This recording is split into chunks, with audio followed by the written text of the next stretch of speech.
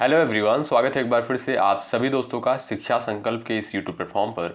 कैसे हैं आप सभी दोस्त? आशा करते हैं कि आप लोग बहुत ही अच्छे होंगे, स्वस्थ होंगे।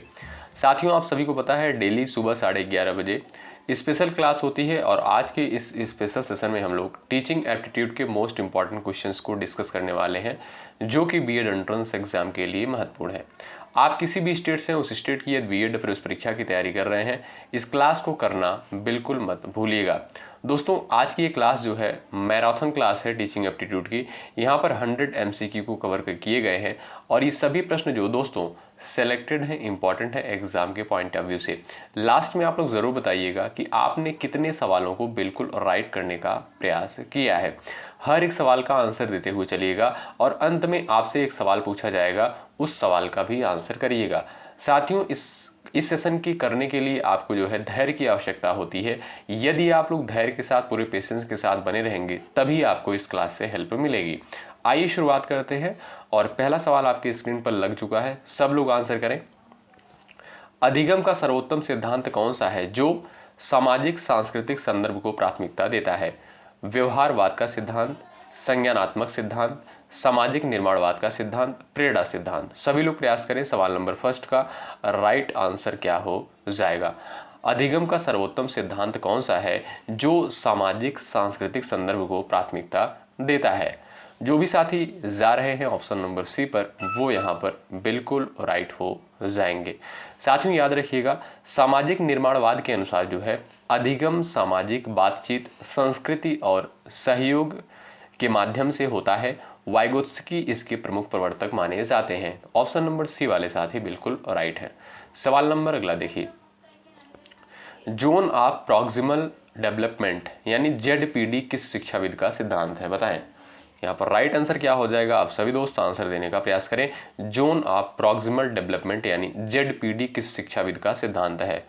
बताइएगा, सभी लोग आंसर करें।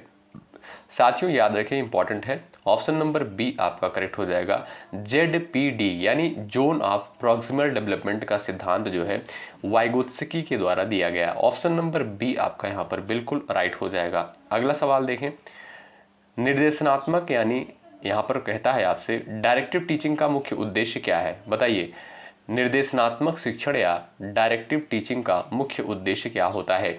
छात्र को स्वतंत्र निर्णय लेने देना, शिक्षक द्वारा नियंत्रित अधिगम प्रक्रिया। ऑप्शन सी दिया है छात्रों को स्वतंत्र अनुसंधान के लिए प्रेरित करना, छात्रों को पढ़ाई से विमुख करना। बताएं, डायरेक्टिव टीचिंग का उद्देश्य क्या है? सभी लोग आंसर दें। यहाँ पर राइट आंसर क्या हो जाएगा? बताएं। यहाँ पर जो भी साथी ऑप्शन नंबर बी को सिलेक्ट कर रहे हैं वो बिल्कुल राइट हो जाएंगे। डायरेक्टिव टीचिंग का उद्देश्य होता है साथियों शिक्षक द्वारा नियंत्रित अधिगम प्रक्रिया। ऑप्शन नंबर आपका बी बिल्कुल राइट हो जाएगा। साथियों, इसमें होता क्या है याद रखिएगा, निर्देशनात्मक शिक्षण प्रक्रिया में होता क्या है याद रखें, बड़ा इंपॉर्टेंट है। इसमें साथियों शिक्षक जो है दिशा और नियंत्रण प्रदान करता है ताकि अधिगम व्यवस्थित हो सके। आपका बी ऑप्शन राइट।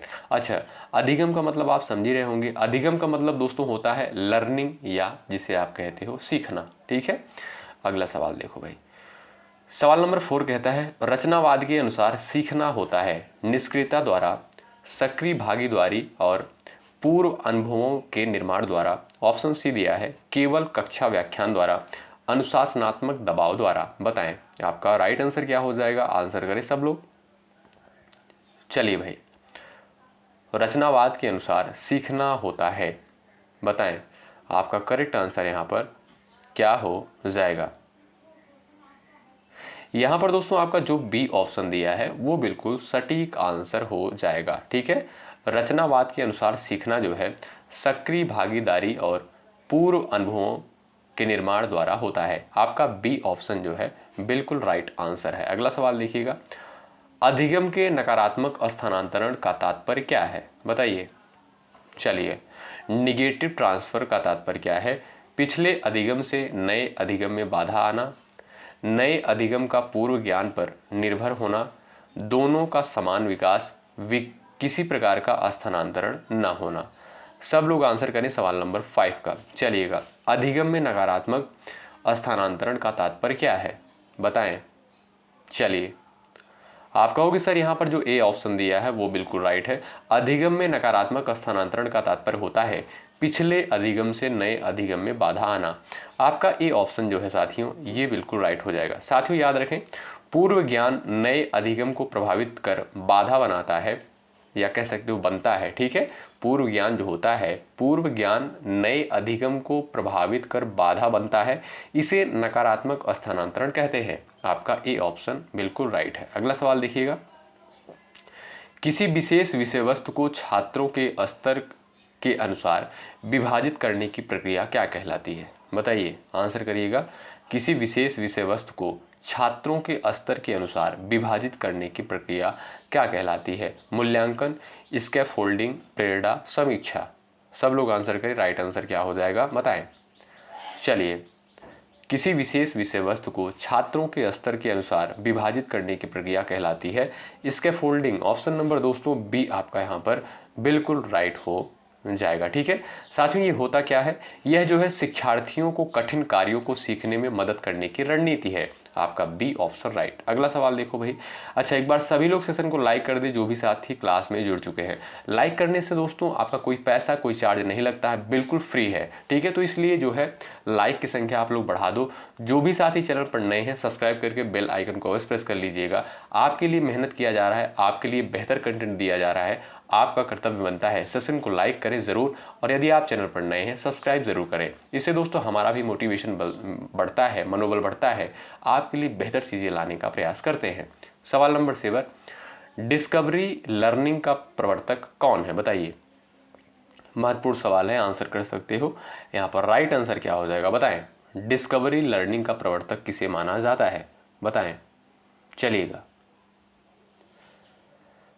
यहाँ पर जो भी साथी ऑप्शन नंबर ए पर जा रहे हैं वो बिल्कुल राइट हो जाएंगे। साथियों याद रखें, ब्रूनर ने खोज आधारित अधिगम को बढ़ावा दिया जिससे छात्र स्वयं उत्तर खोजते हैं। आपका ए ऑप्शन यहाँ पर बिल्कुल राइट हो जाएगा। अगर आपसे पूछे डिस्कवरी लर्निंग का प्रवर्तक किसे माना जाता है, आप कहोगे सर ब्रूनर को। A option right. अगला सवाल देखो, शिक्षण योजना यानी लेसन प्लान तैयार करते समय सबसे पहला विचार होना चाहिए।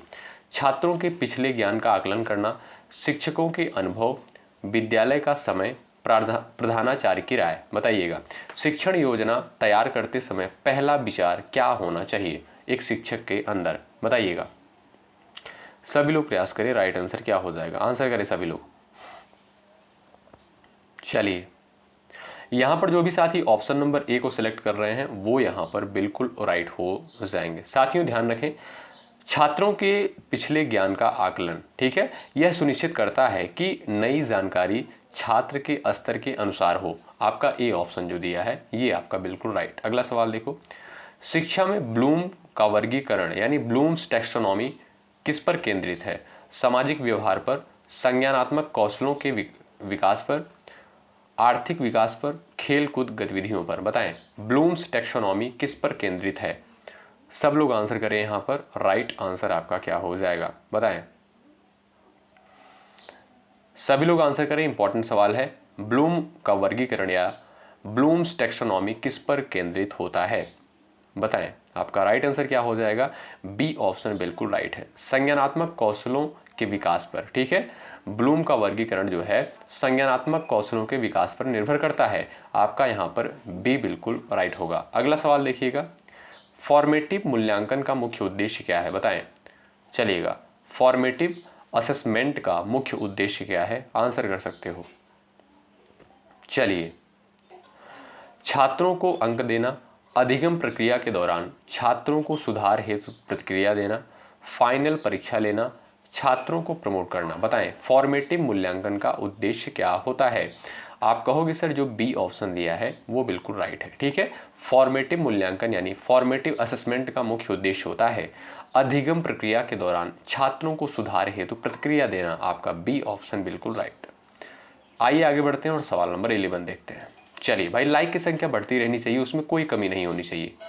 सवाल नंबर 11 कहता है, यदि कोई छात्र केवल रट्टा लगाकर परीक्षा में सफल होता है तो यह किस प्रकार की अधिगम प्रवृत्ति को दर्शाता है? बताएं। सवाल नंबर 11 का आंसर करें सभी लोग। चलिएगा, यदि कोई छात्र केवल रट्टा लगाकर परीक्षा में सफल होता है तो तो यह किस प्रकार की अधिगम प्रवृत्ति को दर्शाता है? बताएं। चलिएगा, गहन अधिगम, सतही अधिगम, रचनात्मक अधिगम, समस्या समाधान अधिगम। सब लोग प्रयास करें। यहाँ पर जो भी साथी ऑप्शन नंबर बी पर जा रहे हैं वो बिल्कुल राइट हो जाएंगे। साथियों, सतही अधिगम में जो है छात्र गहराई से नहीं समझता, केवल रट्टा मारता है, केवल याद करता है। तो आपका बी ऑप्शन यहाँ पर बिल्कुल राइट है। अगला सवाल देखो भाई, एक्शन रिसर्च यानी क्रिया अनुसंधान का मुख्य उद्देश्य क्या है? बताइए। एक्शन रिसर्च या आप कह सकते हो क्रिया अनुसंधान का मुख्य उद्देश्य क्या होता है? चलिए सभी लोग प्रयास करें। चलिए सभी लोग प्रयास करिएगा। आंसर क्या हो जाएगा इस सवाल का? इंपॉर्टेंट है। एक्शन रिसर्च का मुख्य उद्देश्य होता है तत्काल समस्या का समाधान खोजना। आपका बी ऑप्शन जो है राइट आंसर हो जाएगा। साथियों, शिक्षक कक्षा की समस्याओं के तत्काल समाधान हेतु यह अनुसंधान करते हैं, ठीक है। और इसी को दोस्तों आप कह सकते हो एक्शन रिसर्च कहते हैं, ठीक है। तो बी ऑप्शन बिल्कुल राइट हो जाएगा, तत्काल समस्या का समाधान खोजना। अगला सवाल देखें। शिक्षा में यहां पर कहता है मेटा कॉग्निशन का अर्थ क्या है? बताएं। शिक्षा में जो है मेटा कॉग्निशन का अर्थ क्या होता है? आंसर कर सकते हो। राइट आंसर क्या हो जाएगा? चलिएगा सभी लोग प्रयास करें। शिक्षा में जो है मेटा कॉग्निशन का अर्थ क्या होता है? बताएं। आपका राइट आंसर हो जाएगा सीखने के तरीके पर सोच और नियंत्रण करना। आपका बी ऑप्शन राइट। अगला सवाल देखिए भाई, सवाल नंबर अगला कहता है कक्षा में उच्चतर क्रम सोच यानी हायर ऑर्डर थिंकिंग को बढ़ावा देने के लिए शिक्षक को क्या करना चाहिए? तथ्यात्मक प्रश्न पूछना चाहिए, विश्लेषणात्मक और अनुप्रयोग आधारित प्रश्न पूछना चाहिए, केवल सरल परिभाषाएं रटवाना चाहिए, कठिन शब्दों का प्रयोग करना चाहिए? बताइए। कक्षा में उच्चतर क्रम सोच यानी हायर ऑर्डर थिंकिंग को बढ़ावा देने के लिए शिक्षक को क्या करना चाहिए? बताइएगा। राइट आंसर क्या हो जाएगा?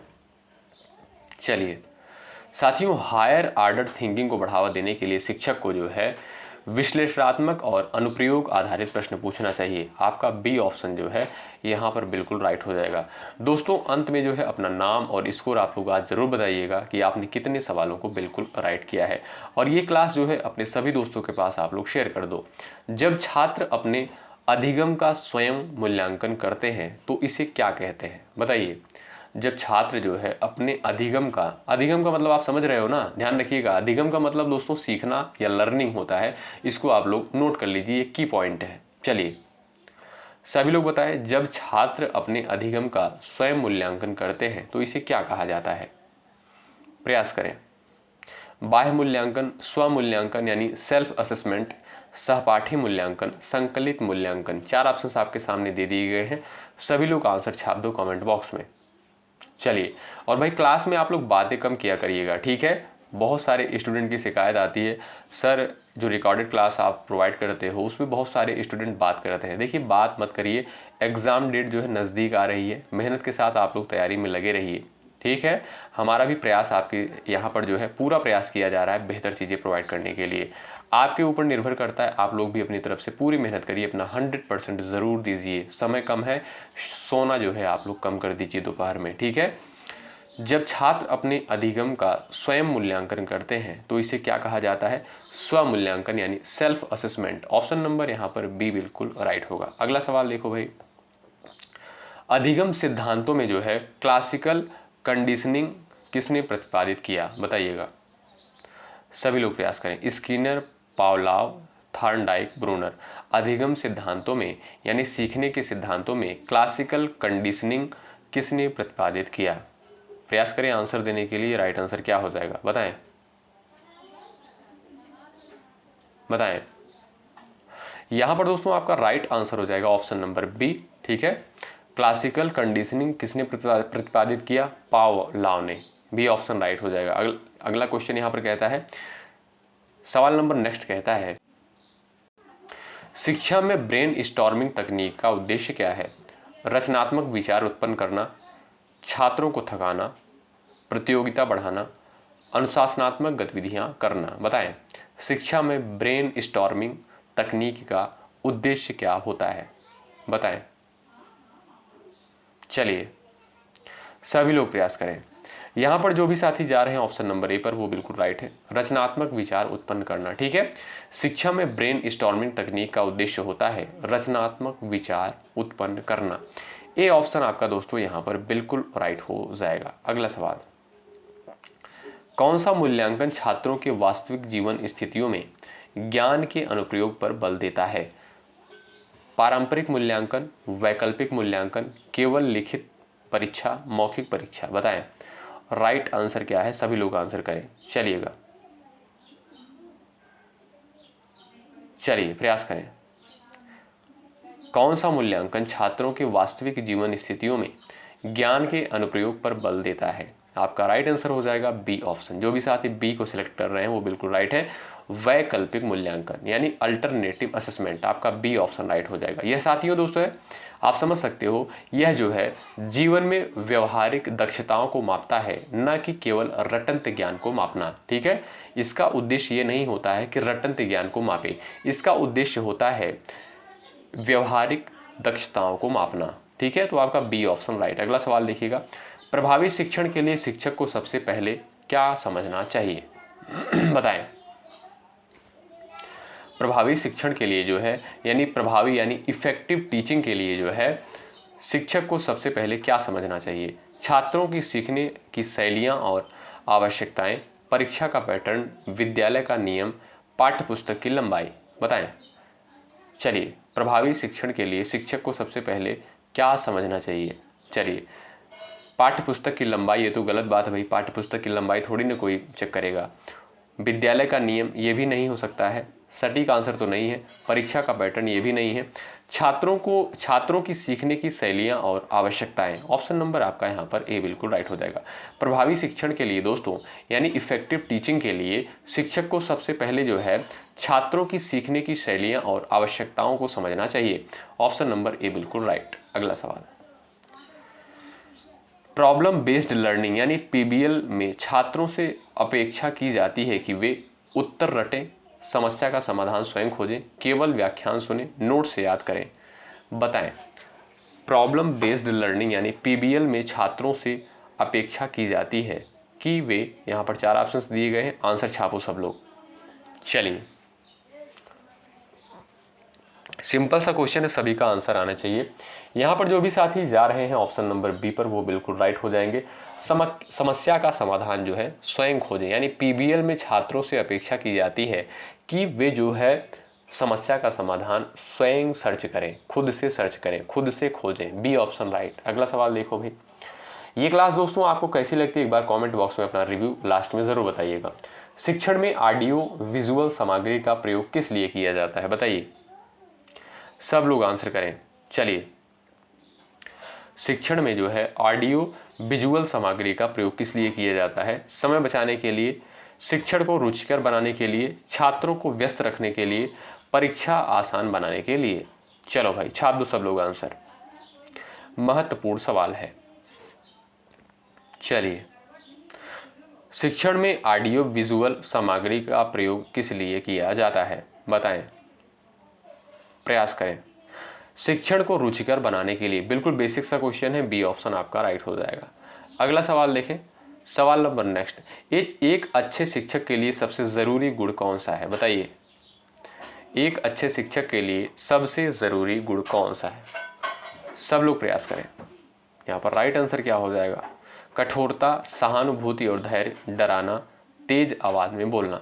एक अच्छे शिक्षक के लिए सबसे ज़रूरी गुण कौन सा होता है? बताएं।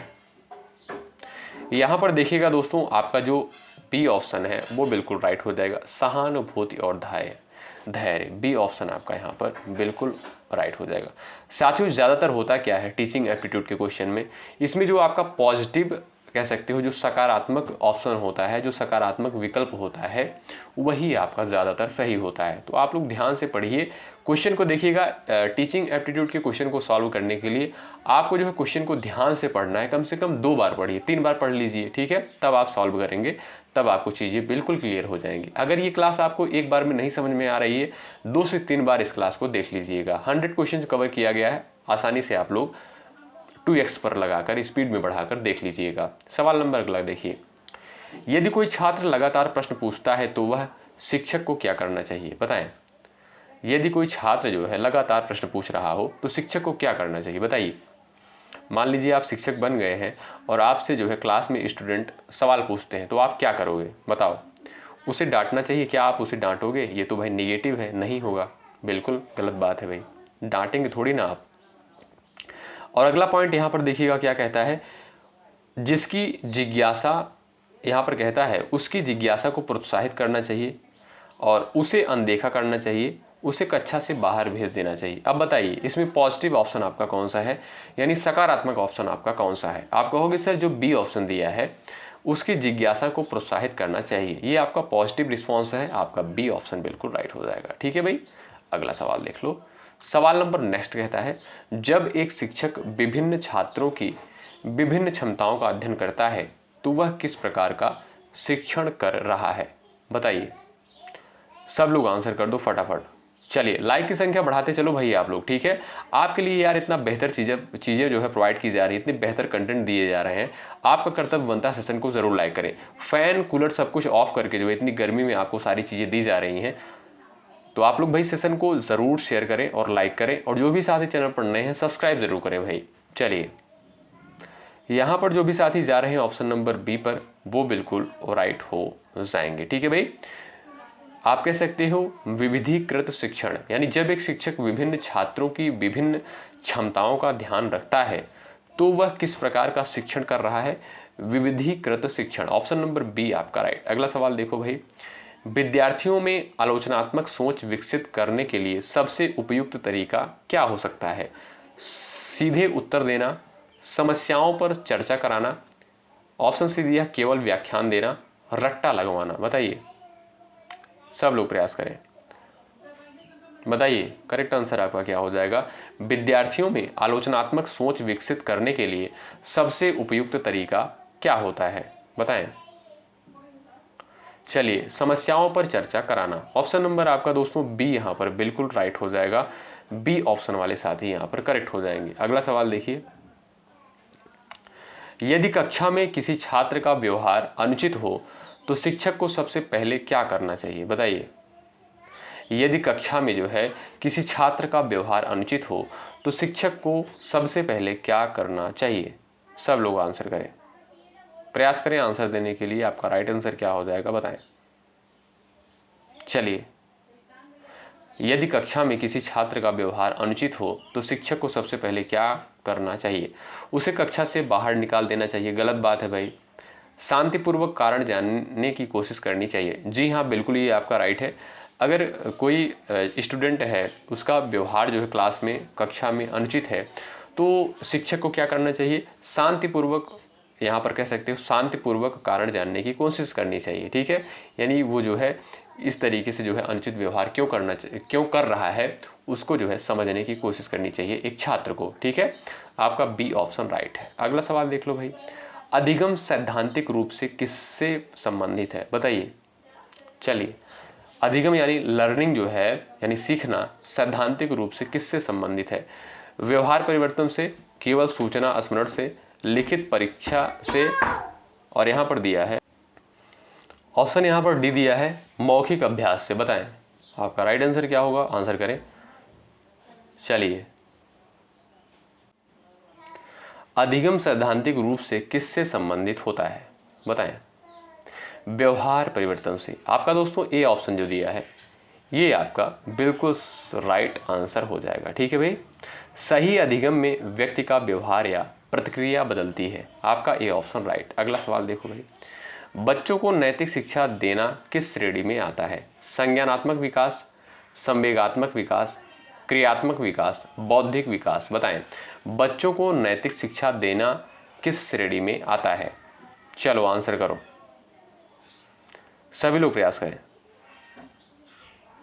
चलिए, ये दोस्तों आपका जो है ये आपका संवेगात्मक विकास के अंतर्गत आता है। क्या बच्चों को नैतिक शिक्षा देना किस श्रेणी के अंतर्गत आता है? संवेगात्मक विकास के अंतर्गत। बी ऑप्शन आपका राइट। अगला सवाल देखो, शिक्षण में फॉर्मेटिव असेसमेंट, ठीक है ध्यान दीजिएगा, शिक्षण में फॉर्मेटिव असेसमेंट का मुख्य उद्देश्य क्या है? बताइए करेक्ट आंसर आपका क्या हो जाएगा। शिक्षण में फॉर्मेटिव असेसमेंट का मुख्य उद्देश्य क्या होता है? याद रखें, छात्रों की प्रगति की निगरानी करना। ठीक है, यहाँ पर जो आपका बी ऑप्शन दिया है वो बिल्कुल राइट हो जाएगा। फॉर्मेटिव असेसमेंट का मुख्य उद्देश्य होता है छात्रों की प्रगति की निगरानी करना।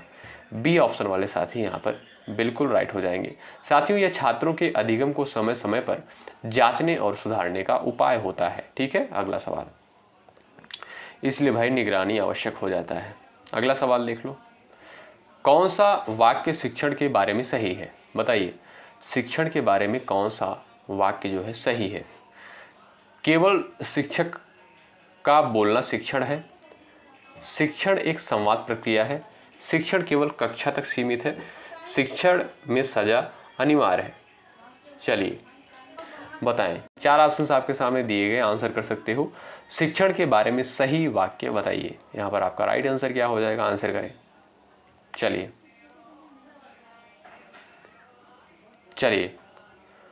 शिक्षण दोस्तों एक संवाद प्रक्रिया है। आपका जो बी ऑप्शन है ये आपका बिल्कुल राइट हो जाएगा। सिखाने और सीखने का आदान प्रदान संवाद से होता है। ठीक है, आप कहोगे सर यहाँ पर जो बी ऑप्शन दिया है ये बिल्कुल सटीक है। शिक्षण जो है यानी टीचिंग जो है एक संवाद प्रक्रिया होती है। B option right. अगला सवाल देखो, एक शिक्षक विद्यार्थियों से अधिक प्रश्न करवाता है, यह किस प्रकार का शिक्षण है? निष्क्रिय, सक्रिय, पारंपरिक, औपचारिक, बताएं। चलिए, एक शिक्षक विद्यार्थियों से अधिक प्रश्न करवाता है, यह किस प्रकार का शिक्षण है? बताएं। चलिए यहाँ पर जो आपका बी ऑप्शन दिया है सक्रिय शिक्षण, ये आपका दोस्तों बिल्कुल राइट है। एक शिक्षक विद्यार्थियों से अधिक प्रश्न करवाता है, यह किस प्रकार का शिक्षण है? यह जो है सक्रिय शिक्षण कहलाता है। B option right. अगला सवाल देखो, यदि विद्यार्थी कक्षा में नीरसता महसूस कर रहे हैं तो शिक्षक को क्या करना चाहिए? पाठ्य वस्तु में रुचिकर उदाहरण जोड़ना चाहिए, छात्रों को अधिक गृहकार्य देना चाहिए, पढ़ाना बंद कर देना चाहिए, छात्रों को डांटना चाहिए। बताइए यदि विद्यार्थी कक्षा में जो है नीरसता महसूस कर रहे हों, चलिए तो बताइएगा, यानी अगर छात्र जो है कक्षा में बोरिंग महसूस कर रहे हो, नीरसता महसूस कर रहे हो, तो एक शिक्षक को क्या करना चाहिए? बताओ, आंसर करो। सभी लोग प्रयास करो, यहाँ पर करेक्ट आंसर आपका क्या हो जाएगा बताइएगा।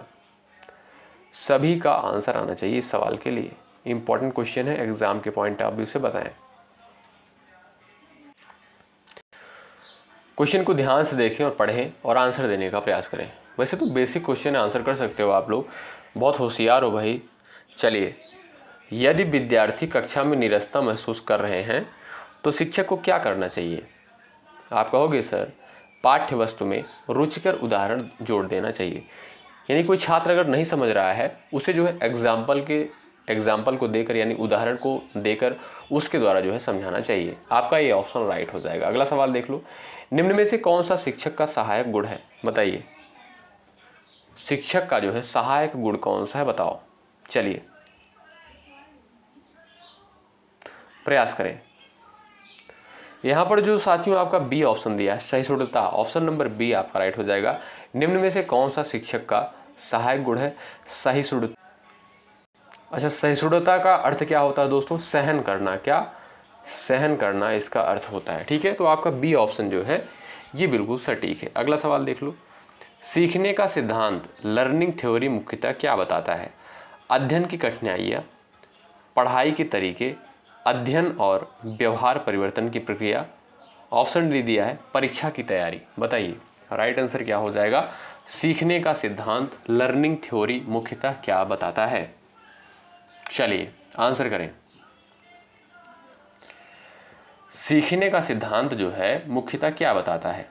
अध्ययन और व्यवहार परिवर्तन की प्रक्रिया को बताता है। Option number B right. अगला सवाल है सहयोगात्मक अधिगम यानी कोलैबोरेटिव लर्निंग से क्या लाभ होता है? बताएं। चलिए, सहयोगात्मक अधिगम से क्या लाभ होता है? सब लोग प्रयास करें, आपका राइट आंसर क्या हो जाएगा बताएं। सहयोगात्मक अधिगम से जो है क्या लाभ होता है? बताइए। सामाजिक और टीम भावना विकसित होती है। याद रखें बी ऑप्शन जो है ये आपका दोस्तों बिल्कुल सटीक आंसर है, ध्यान रखिएगा, इंपॉर्टेंट क्वेश्चन है। अगला क्वेश्चन क्या कहता है, कौन सा वाक्य जो है कक्षा प्रबंधन के बारे में सही है, बताइए। कक्षा प्रबंधन के बारे में जो है कौन सा यहाँ पर ऑप्शन आपका सही है। केवल दंड देने से कक्षा प्रबंधित होती है, गलत बात है भाई। रुचिकर और सक्रिय शिक्षण से कक्षा प्रबंधित होती है। छात्रों को अनदेखा करना चाहिए, केवल परीक्षा लेना चाहिए, बताइए। चलिए, बड़ा सिंपल क्वेश्चन है, ऑप्शन से आप लोग यहाँ पर दे सकते हो ध्यानपूर्वक पढ़ के। कौन सा वाक्य जो है कक्षा प्रबंधन के बारे में सही है, आप कहोगे सर बी ऑप्शन सही है, रुचिकर और सक्रिय शिक्षण से कक्षा प्रबंधित जो है होती है, आपका यहाँ पर बी ऑप्शन राइट। अगला सवाल, कक्षा में विभिन्न आयु और क्षमता के बच्चों के साथ शिक्षक को क्या करना चाहिए, बताएं। आंसर कर सकते हो, कक्षा में जो है विभिन्न आयु और क्षमता के बच्चों के साथ शिक्षक को क्या करना चाहिए। सभी को एक जैसा कार्य देना चाहिए, प्रत्येक की क्षमता के अनुसार कार्य देना चाहिए, केवल तेज छात्रों पर ध्यान देना चाहिए, कमजोर छात्रों को छोड़ देना चाहिए, बताइए राइट आंसर क्या होगा, बताओ, आंसर करो। चलिए, ऑप्शन आप देखोगे तब आप लोग अच्छे से आंसर कर सकते हो। चलिए प्रयास करें। कक्षा में विभिन्न आयु और क्षमता के बच्चों के साथ शिक्षक को क्या करना चाहिए, आप कहोगे सर प्रत्येक की क्षमता के अनुसार कार्य देना चाहिए। यहाँ पर जो ऑप्शन नंबर ए दिया है, सभी को एक जैसा कार्य देना चाहिए, ये तो गलत बात है भाई। प्रत्येक की क्षमता के अनुसार कार्य देना चाहिए, ये आपका सही है। केवल तेज छात्रों पर ध्यान देना चाहिए, तो बिल्कुल आपका गलत बात है, नेगेटिव चीज़ है, तो आप कहोगे सर गलत है। कमजोर छात्रों को छोड़ देना चाहिए, ये भी आपका गलत है भाई, ठीक है, क्योंकि नेगेटिव फॉर्म में है। अगला सवाल देखो, जब शिक्षक विद्यार्थियों को स्व अध्ययन यानी सेल्फ स्टडी के लिए प्रेरित करता है तो इसका मुख्य उद्देश्य क्या होता है। शिक्षक का कार्यभार कम करना, गलत बात है भाई। छात्रों में आत्मनिर्भरता बढ़ाना, छात्रों को स्वतंत्र छोड़ना, छात्रों को अनुशासित करना, बताइए इसमें आपका सटीक आंसर क्या हो जाएगा, बता सकते हो। राइट आंसर क्या हो जाएगा, कर सकते हो आंसर आप लोग, बताओ। आप कहोगे सर आत्मनिर्भरता बढ़ाना, आपका बी ऑप्शन जो है ये बिल्कुल राइट हो जाएगा, ठीक है, आत्मनिर्भरता बढ़ाना, ऑप्शन नंबर बी आपका सटीक है। अगला सवाल देख लो, यहाँ पर है ऑप्शन नंबर क्या दिया है, देखिएगा ऑप्शन यहाँ पर 4 दिए गए हैं, हाँ कोई मिस्टेक नहीं। आइए 39 देखिएगा, अच्छी कक्षा बातचीत यानी क्लासरूम डिस्कशन में शिक्षक का क्या योगदान होता है। केवल बोलना, चर्चा को संचालित करना और प्रेरित करना, छात्रों को चुप कराना, केवल प्रश्न पूछना, बताइए करेक्ट आंसर आपका क्या होगा, आंसर कर सकते हो। आपका यहाँ पर राइट आंसर क्या हो जाएगा, बताएं। चलिए, अच्छी कक्षा बातचीत में शिक्षक का क्या योगदान होता है। चलिए, यहाँ पर दोस्तों जो आपका बी ऑप्शन दिया है वो बिल्कुल राइट है, चर्चा को संचालित करना और प्रेरित करना, बी ऑप्शन सटीक है। अगला सवाल, शिक्षा में आजीवन अधिगम यानी लाइफ लॉन्ग लर्निंग का क्या अर्थ है, बताइए। विद्यालय के बाद शिक्षा समाप्त हो जाती है, शिक्षा केवल एक चरण है, जीवन भर ज्ञान प्राप्त करना, केवल पेशेवर पाठ्यक्रम करना, बताइए। चलिए, शिक्षा में आजीवन अधिगम यानी लाइफ लॉन्ग लर्निंग का अर्थ क्या होता है, बताइए। लाइफ लॉन्ग लर्निंग का अर्थ होता है जीवन भर ज्ञान प्राप्त करना, आपका बी ऑप्शन जो है सटीक है। अगला सवाल, अधिगम की सबसे महत्वपूर्ण विशेषता कौन सी है, बताइए। सीखने की जो है सबसे महत्वपूर्ण विशेषता क्या है। यह केवल विद्यालय में होता है, यह केवल पढ़ाई से होता है, यह अनुभव और अभ्यास से होता है, यह केवल परीक्षा में उत्तीर्ण होने से होता है, बताइए। चलिए, अधिगम की सबसे महत्वपूर्ण विशेषता कौन सी है, बताएं। चलिए, अधिगम की सबसे महत्वपूर्ण विशेषता जो है कौन सी है, आप कहोगे सर यहाँ पर राइट आंसर क्या हो जाएगा, बताओ। अनुभव और अभ्यास से होता है, ठीक है, आप कह सकते हो अधिगम की सबसे महत्वपूर्ण विशेषता जो है यह अनुभव और अभ्यास से होता है, सी ऑप्शन आपका राइट। अगला सवाल देखो, निम्न में से कौन सा अधिगम का अवरोधक नहीं है। भाई देखिएगा, हमारे द्वारा एक राय एक सलाह दी जाएगी कि इस क्लास को आप लोग 2 बार जरूर देखिएगा, ठीक है। चलिए, निम्न में से कौन सा अधिगम का अवरोधक नहीं है। बताएं। रुचि की कमी, उपयुक्त प्रेरणा, अनुचित वातावरण, भावनात्मक अस्थिरता। आंसर करें सब लोग। चलिए, निम्न में से जो है कौन सा अधिगम का अवरोधक नहीं है, बताएं। चलिए, यहां पर जो साथियों आपका दिया है उपयुक्त प्रेरणा, वो बिल्कुल आपका यहां पर राइट हो जाएगा। प्रेरणा अधिगम को सुगम बनाती है, बाधक नहीं होती। ठीक है, तो आपका बी ऑप्शन जो है ये आपका राइट हो जाएगा। अगला सवाल देखें, शिक्षक में कौन सी योग्यता सर्वाधिक आवश्यक मानी जाती है, बताइए। शिक्षक में जो है कौन सी योग्यता सर्वाधिक आवश्यक मानी जाती है, बताएं। विषय ज्ञान, कड़ाई, शारीरिक बल, ऊंची आवाज। चलिए, सभी लोग प्रयास करें यहाँ पर आंसर देने के लिए। सवाल नंबर 43 का, शिक्षक में कौन सी योग्यता सर्वाधिक आवश्यक मानी जाती है। विषय का ज्ञान होना, कड़ाई, शारीरिक बल, ऊंची आवाज़। चलिए, सभी लोग आंसर करें। यहाँ पर जो भी साथी जा रहे हैं ऑप्शन नंबर ए पर, वो बिल्कुल यहाँ पर राइट हो जाएंगे। विषय में जो है गहरी समझ शिक्षक को विश्वसनीय बनाती है। आप कहोगे सर विषय का ज्ञान होना चाहिए, ये ऑप्शन आपका यहाँ पर बिल्कुल राइट आंसर होगा। अगला सवाल देखिए भाई, यदि विद्यार्थी विषय में रुचि न ले रहे हो तो शिक्षक को सबसे पहले क्या करना चाहिए, बताइए। आप एक शिक्षक हैं और क्लास में जो है पढ़ा रहे हैं बच्चों को, तो बताइएगा इसमें जो है आपका शिक्षक को सबसे पहले जो है, अगर कोई छात्र जो है रुचि नहीं ले रहा है तो शिक्षक को जो है क्या करना चाहिए। विषय बदल देना चाहिए, गलत बात है। पढ़ाई रोक देनी चाहिए, ये भी गलत बात है। शिक्षण को रोचक बनाना चाहिए, छात्रों को डांटना चाहिए। आप कहोगे सर यहाँ पर जो सी ऑप्शन दिया है ये आपका सटीक लग रहा है, शिक्षण को जो है रोचक बनाना चाहिए, सी ऑप्शन राइट। अगला सवाल देखें, प्रभावी संचार यानी यहाँ पर दिया है इफेक्टिव कम्युनिकेशन में सबसे ज़रूरी क्या होता है, बताइए। प्रभावी संचार या इफेक्टिव कम्युनिकेशन में सबसे ज़रूरी क्या होता है, बताइएगा। बोलने की क्षमता, सुनने की क्षमता, चिल्लाने की क्षमता, तेज बोलना, बताइए। चलिए, इफेक्टिव कम्युनिकेशन में सबसे ज़रूरी होता है क्या, सुनने की क्षमता। ऑप्शन नंबर बी आपका राइट हो जाएगा। सुनना जो है दोस्तों संचार का मूल है, जिससे सही प्रतिक्रिया संभव होती है। Option number B right. अगला सवाल, शिक्षण का प्रमुख उद्देश्य क्या होता है, बताइए। शिक्षण का प्रमुख उद्देश्य क्या होता है, बताओ। राइट आंसर क्या हो जाएगा, बच्चों को रटवाना, बिल्कुल गलत बात है भाई। परीक्षा में उत्तीर्ण कराना, ये भी आपका गलत है। अनुशासन सिखाना, ये भी जो है आपका जो है सही नहीं है। अगर बिल्कुल सटीक आंसर आप देखोगे तो हो जाएगा, शिक्षण का प्रमुख उद्देश्य होता है ज्ञान का प्रसार करना और व्यक्तित्व का विकास करना। आपका बी ऑप्शन बिल्कुल सटीक है। अगला सवाल, बच्चों को सृजनात्मक सोच यानी क्रिएटिव थिंकिंग सिखाने के लिए शिक्षक को क्या करना चाहिए, बताइए। बच्चों को सृजनात्मक सोच यानी क्रिएटिव थिंकिंग सिखाने के लिए शिक्षक को क्या करना चाहिए। प्रश्नोत्तरी प्रतियोगिता करानी चाहिए, नए विचार उत्पन्न करने हेतु अवसर देना चाहिए, केवल पुस्तक से पढ़ाना चाहिए, निर्धारित उत्तर ही देना चाहिए, बताएं। चलिए, आंसर करें सब लोग। यहाँ पर जो भी साथी जा रहे हैं ऑप्शन नंबर बी पर, उनका आंसर भाई बिल्कुल राइट हो जाएगा। नए विचार उत्पन्न करने हेतु जो है अवसर देना चाहिए, बी ऑप्शन राइट हो जाएगा। भाई देखिए, पूरे धैर्य के साथ बने रहेंगे आप लोग, तभी इस क्लास में मज़ा आएगा और तभी आपको कुछ चीज़ें क्लियर हो पाएंगी, क्योंकि यहाँ पर साथियों सेलेक्टेड क्वेश्चन से ही कवर किए गए हैं। और एक बार आप लोग सेशन को लाइक कर दें, ठीक है, सेशन को लाइक करते हुए चले भाई। अगला सवाल देखिए, यदि कोई छात्र शिक्षक के उत्तर से संतुष्ट न हो तो शिक्षक को क्या करना चाहिए, बताइए। यदि कोई छात्र जो है शिक्षक के उत्तर से संतुष्ट नहीं है तो जो है शिक्षक को क्या करना चाहिए, बताएं।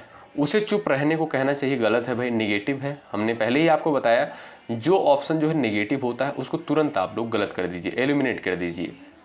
बी ऑप्शन दिया है, उस छात्र को दंड देना चाहिए। ऑप्शन सी, धैर्यपूर्वक और विस्तृत उत्तर देना चाहिए। उस छात्र की उपेक्षा करनी चाहिए। आप कहोगे सर यहाँ पर जो सी ऑप्शन दिया है ये बिल्कुल राइट हो जाएगा। यदि कोई छात्र जो है शिक्षक के उत्तर से संतुष्ट ना हो तो शिक्षक को क्या करना चाहिए। आप कहोगे सर यहाँ पर जो राइट आंसर हो जाएगा, धैर्यपूर्वक और विस्तृत उत्तर देना चाहिए, सी ऑप्शन राइट। अगला सवाल देखिए, कक्षा में विविधता डाइवर्सिटी का अर्थ क्या है, बताइए। कक्षा में विविधता यानी डाइवर्सिटी का अर्थ क्या होता है? एक जैसे छात्र, विभिन्न पृष्ठभूमि और क्षमताओं के छात्र, केवल होशियार छात्र, केवल कमजोर छात्र। बताएं, कक्षा में विविधता यानी डाइवर्सिटी का अर्थ क्या होता है, बताएं। राइट आंसर क्या हो जाएगा? चलिए आंसर करें यहाँ पर। राइट आंसर क्या हो जाएगा?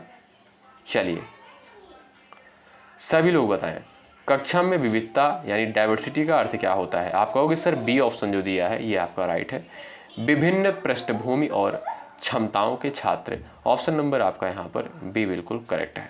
अगला सवाल देखिए, इसके फोल्डिंग का तात्पर्य क्या है, बताइए। इसके फोल्डिंग का तात्पर्य क्या होता है? सब लोग यहाँ पर आंसर कर सकते हो। चलिए, छात्रों को उनकी क्षमता से अधिक कठिन कार्य देना, छात्रों को मार्गदर्शन और समर्थन प्रदान करना, अधिगम में सहायता करना, छात्रों को स्वयं कार्य करने देना, छात्रों को केवल व्याख्यान देना। बताएं, इसके फोल्डिंग का तात्पर्य क्या होता है? सब लोग आंसर करें यहाँ पर। राइट आंसर आपका क्या हो जाएगा, बताएं। चलिए, यहाँ पर जो भी साथी जा रहे हैं ऑप्शन नंबर बी पर, वो बिल्कुल यहाँ पर राइट हो जाएंगे। इसके फोल्डिंग का तात्पर्य होता है छात्रों को मार्गदर्शन और समर्थन प्रदान कर अधिगम में सहायता प्रदान करना। बी ऑप्शन साथियों यहाँ पर बिल्कुल राइट हो जाएगा। तो दोस्तों, इस स्पेशल सेशन में हमने पूरे 50 प्रश्नों को कवर किया। देखिए, कवर तो करना था पूरे 100 क्वेश्चन को, लेकिन कुछ स्टूडेंट का कमेंट आता है सर 50 ही क्वेश्चन लिया करिएगा। ठीक है भाई, तो अगला पार्ट में आपको मिलेगा 50 प्रश्न। ठीक है, नेक्स्ट पार्ट में आप लोग बताइएगा, जैसी आपकी सुविधा होगी आप लोग कमेंट करके बताइएगा, क्या अगले सेशन में 100 क्वेश्चंस को कवर किया जाए या 50 क्वेश्चन को कवर किया जाए। एक बार आप लोग ज़रूर हमें इन्फॉर्म करिए, क्योंकि कुछ स्टूडेंट हैं उनको प्रॉब्लम होती है। ठीक है, चलिए, कहते हैं सर लंबी क्लास बहुत हो जाती है। बताइए क्लास आपको कैसी लगी? एक बार सभी लोग सेशन को लाइक कर दें। और जो भी साथी चैनल पर नए हैं, बीएड एंट्रेंस एग्जाम की तैयारी कर रहे हैं, आप किसी भी स्टेट से हैं, शिक्षा संकल्प के इस यूट्यूब प्लेटफॉर्म से आप लोग जरूर जुड़ जाएं। निश्चित रूप से साथियों यहाँ से आपको हेल्प मिलेगी। जो भी कंटेंट आपको प्रोवाइड किया जा रहा है बिल्कुल बेहतर कंटेंट है। अच्छा, ये कैसे पता चलेगा बेहतर कंटेंट है?